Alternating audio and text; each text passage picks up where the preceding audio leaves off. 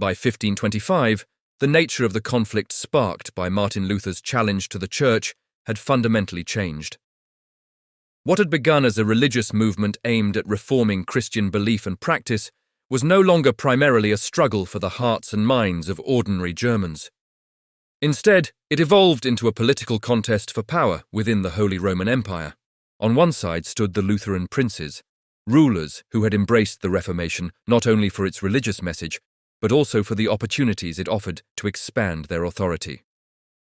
On the other side was the Holy Roman Emperor, Charles V, who remained committed to preserving Catholic unity and relied on the support of Catholic princes to maintain imperial cohesion. As the conflict deepened between 1525 and 1555, religion became intertwined with politics in ways that made compromise increasingly difficult. The question was no longer simply what people believed, but who held the power to decide those beliefs. In this struggle, faith and political authority became inseparable, transforming the Reformation into a decisive contest over control of the empire itself. Charles made repeated and determined efforts to restore Catholic unity within the Holy Roman Empire, but each attempt was ultimately thwarted by both internal divisions and external pressures.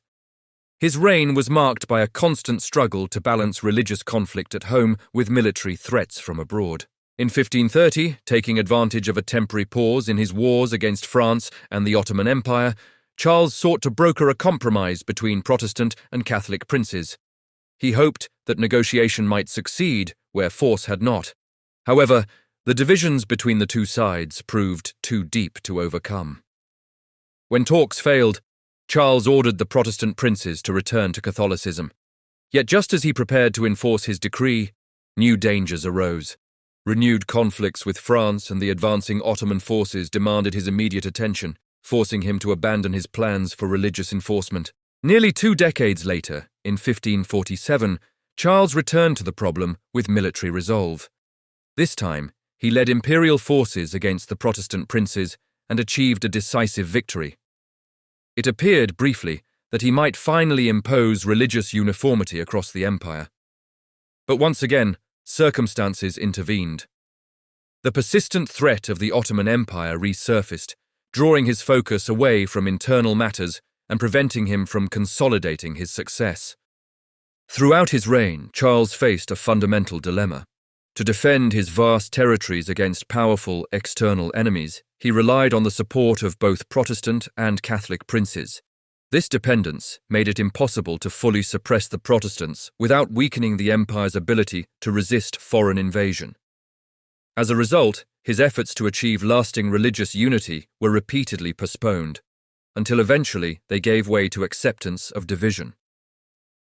After decades of bitter conflict and repeated failures to restore religious unity, Charles ultimately conceded defeat in his efforts to hold Christendom together under a single faith. War had drained his resources, divided his empire, and hardened the resolve of Protestant rulers. By the mid-1550s, it had become clear that compromise, not conquest, was the only path forward. In 1555, Charles reached a landmark agreement with the German princes known as the Peace of Augsburg. This settlement did not resolve the theological divisions of the Reformation, but it did establish a practical framework for coexistence within the Holy Roman Empire. 2 key principles defined the agreement. First, Lutheranism, though not other emerging Protestant movements like Calvinism, was officially recognized as a legitimate religion within the empire. This marked a significant shift, as it granted legal standing to a confession that had long been condemned by the Catholic Church. Second, the agreement affirmed the right of each German prince to determine the religion of his own territory. This principle, known as cuius regio, ius religio, or whose realm, his religion, fundamentally reshaped the relationship between political authority and religious identity. Under this system, subjects were expected to follow the faith of their ruler. If a prince chose Lutheranism, his people were required to become Lutheran. If he remained Catholic, his subjects were to remain Catholic as well. Religion, once a universal bond across Europe, had become tied to the boundaries of political power. While the Peace of Augsburg brought a measure of stability after years of upheaval, it also codified the division of Christianity in Europe, ensuring that the legacy of the Reformation would endure.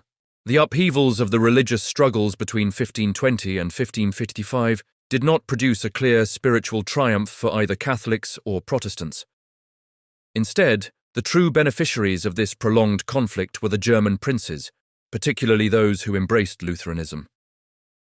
Amid the weakening of centralized imperial authority and the fragmentation of Christendom, these rulers seized a unique opportunity to expand their own power. By aligning themselves with the Reformation, they were able to appropriate vast amounts of church property, gaining not only land, but also the considerable wealth and income that had once flowed to ecclesiastical institutions. Monasteries were dissolved, bishoprics restructured, and the economic resources of the church were redirected into princely hands. Beyond material gains, the princes secured something even more significant: control over the religious life of their territories. They determined whether their subjects would follow Catholicism or Lutheranism, thereby tying religious identity directly to political authority.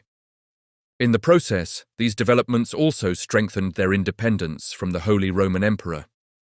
As imperial power waned, the German princes emerged more autonomous than ever before, their authority reinforced not only by political and economic gains, but also by their new role as arbiters of faith within their domains. In 1556, worn down by years of relentless political struggle and military conflict, Charles V made the extraordinary decision to lay down the immense burden of his power.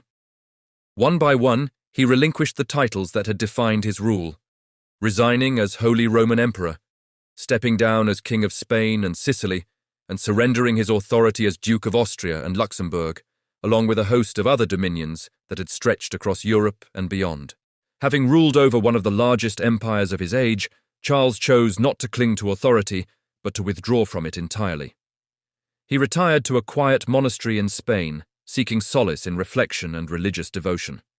In doing so, he became a rare figure in imperial history, the only Holy Roman Emperor to voluntarily abdicate his throne, a choice that would remain unmatched until the empire itself faded away centuries later.